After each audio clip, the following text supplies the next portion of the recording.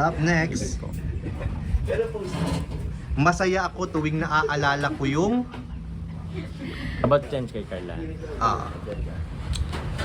Kasi ako, tuwing naalala ko yung mga ano namin, biruan namin, no? Mga magandang moment namin na kaming dalawa lang. Uy, naks naman talaga.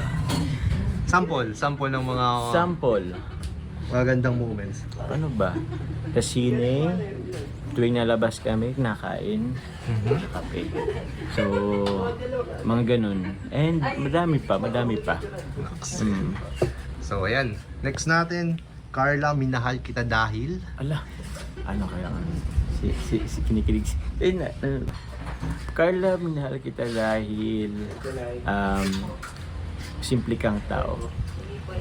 Simpleng tao. Simpleng tao at mapagmahal sa pamilya. Sa'yo. Sa akin.